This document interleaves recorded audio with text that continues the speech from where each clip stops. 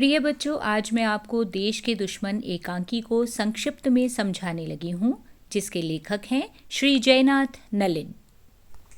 बच्चों, देश के ये दुश्मन एकांकी को समझने के लिए इसके पात्रों का परिचय इस प्रकार है। सुमित्रा परिवार में माँ है, जिसके 2 बच्चे हैं, जयदेव जो एक डीएसपी है और मीना जो अभी कॉलेज में पढ़ रही है। यहाँ पर उसके परिवार में जयदेव की पत्नी नीलम भी है, जो उसी के साथ रहती है, जबकि जयदेव एक बॉर्डर पर डीएसपी की भूमिका में है।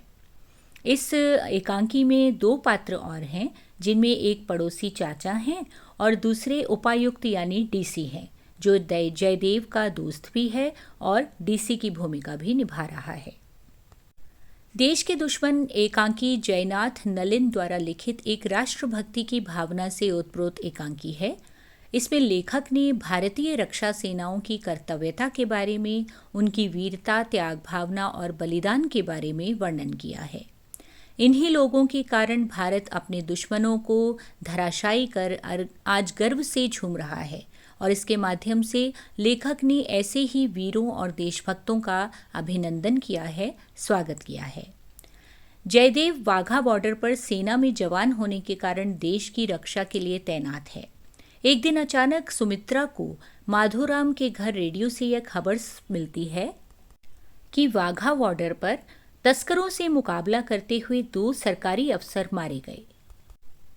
बच्चों, इस खबर से माँ का कलेजा भर आया, क्योंकि उसका अपना बेटा भी बॉर्डर पर डीएसपी के रूप में तैनात है, किंतु एक सैनिक और राष्ट्रभक्त परिवार की होने के कारण मीना इसे गौरव की बात मानती है और उसने कहा कि इसे मातृभूमि के प्रति बलिदान देकर ही सांत्वना प्रकट करनी चाहिए। जयदेव की पत्नी नीलम ने भी कहा कि बलिदान कभी व्यर्थ नहीं जाता, ऐसे दिव्य बलिदान पर देवता भी अर्घ्य चढ़ाते हैं। माताजी को दोनों बच्चे धैर्य बंधवा रहे थे, लेकिन माँ सुमित्रा ने भी इसे गौरव और गर्व की बात तो मानी, लेकिन उसके पति के बलिदान के बाद वह टूट चुकी थी। वह इसी बात से डर रही थी कि उसका बेटा भी कहीं उसे छोड़कर न चला जाए। इसी कारण वे अपने बेटे के लिए चिंतित थी। नीलम और मीना अपनी माताजी को ढांढस बंधाने लगती हैं। तभी उनके घर में चाचा जी का प्रवेश होता है और वे जयदेव के छुट्टियों पर घर आने के बारे में पूछती है। सुमित्रा अपने बेटे की चिट्ठी के प्रति चिंतित होकर निराश हो रही थी, किंतु चाचा जी उन्हें समझाते हैं कि वह अभी अभी खबर सुनकर आया है कि जयदेव का तो बाल भी बांका नहीं हुआ। 2 सरकारी अफसर मारे गए, लेकिन जयदेव उनमें से नहीं है। इतना ही नहीं, अखबार में जयदेव की बहादुरी की प्रशंसा भी छपी है। उसने तस्करों से डटकर मुकाबला किया, 4 लोगों को मार गिराया और उनसे 5 लाख रुपए का सोना छीन लिया।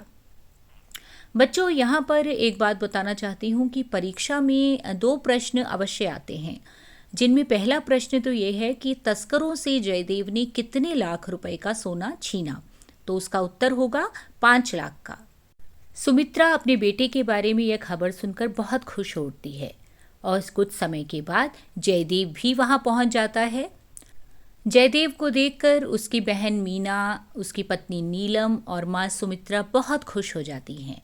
जयदेव की बहादुरी और शौर्य की खबरें चारों ओर फैल रही थी।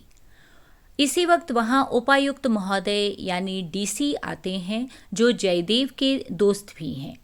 उन्होंने उसे बताया कि उसके सम्मान में एक कार्यक्रम आयोजित किया जाएगा, जिसमें गवर्नर साहब जयदेव को 10,000 का इनाम घोषित करेंगे। यह सुनकर जयदेव प्रसन्न होता है और उसने अपने डीसी यानी उपायुक्त महोदय को कहा कि वह इस राशि को मृत पुलिस अफसरों की विधवाओं को आधा आधा बांट देगा। जयदेव के इस त्याग और राष्ट्र प्रेम पर उपायुक्त साहब भी बहुत प्रसन्न हो जाते हैं और सारा परिवार उस पर गर्व करता है कि वह इतना वीर है और अपनी वीरता के इस इनाम को भी वह उन अफसरों की पत्नियों को बांटना चाहता है जो यहाँ शहीद हो गए। तो इस प्रकार से देश के दुश्मन एकांकी में जयनाथ नलिन जी ने हमें बताना चाहा है कि किस तरह से देशभक्ति से ओतप्रोत यह परिवार अपना सब कुछ देश के लिए बलिदान करने को तैयार है और उन्होंने हमें यह उद्देश्य भी दिया है, लक्ष्य भी दिया है कि हम भी इसी प्रकार अपने देश पर अपनी जान न्यौछावर करने के लिए हमेशा तैयार रहें।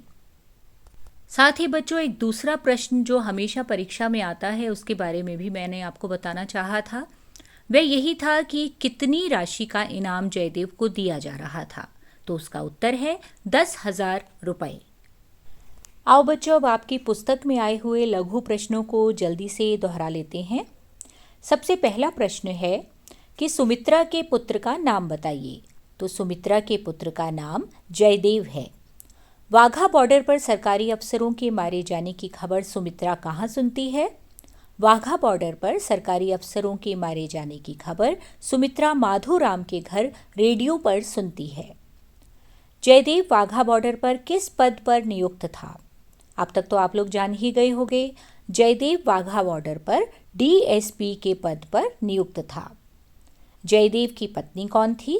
जयदेव की पत्नी नीलम थी। वाघा बॉर्डर पर मारे जाने वाले 2 सरकारी अफसर कौन थे? एक हेड कांस्टेबल तथा दूसरा सब इंस्पेक्टर था। जयदेव ने तस्करों को मारकर उनसे कितने लाख का सोना छीना? अब तक तो आपको याद हो गया होगा बच्चों। जयदेव ने तस्करों को मारकर उनसे 5 लाख रुपए का सोना छीना। जयदेव को स्वागत सभा में कितने रुपए इनाम में देने के लिए सोचा गया? जयदेव को स्वागत सभा में 10,000 रुपये इनाम में देने के लिए सोचा गया। अगला प्रश्न है, नीलम क्यों चाहती थी कि डीसी दोपहर के बाद जयदेव को मिलने आए?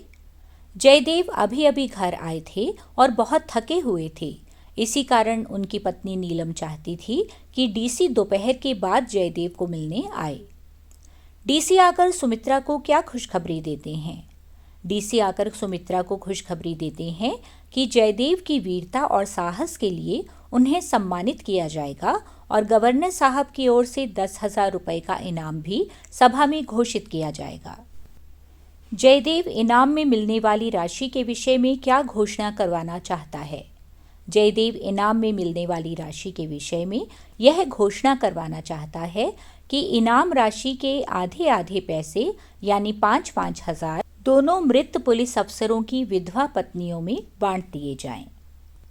बच्चों, बाकी का अभ्यास आप नीचे डिस्क्रिप्शन में देख सकते हैं।